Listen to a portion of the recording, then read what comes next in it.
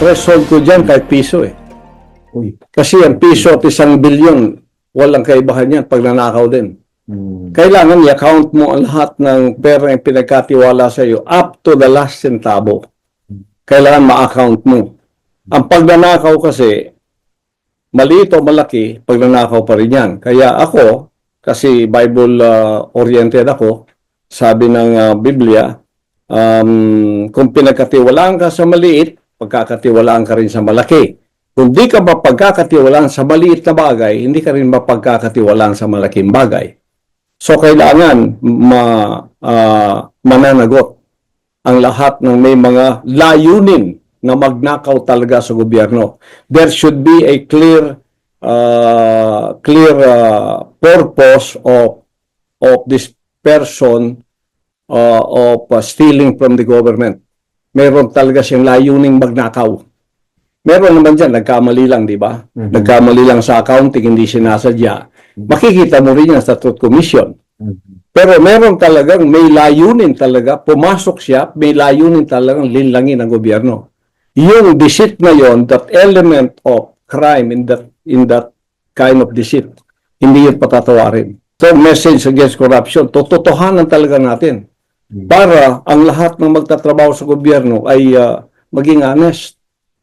Ang tao, babalik ang kanilang kumpiyansa sa gobyerno.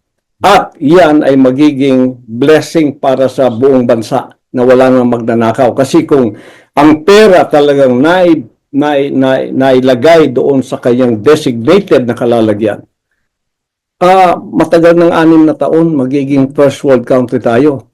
Ang mga daan natin magiging maganda.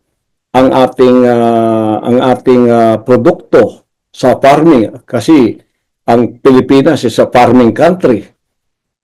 Darami ang produkto. Tingnan mo lang, nakalanglang na mga lupa natin, napakarami. Tapos nag-aangkat pa tayo ng bigas.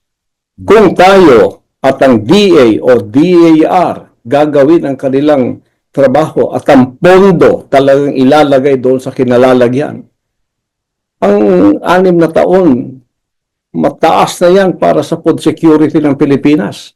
Yayaman ang farmer, yayaman ang nagsasaka sa lupa.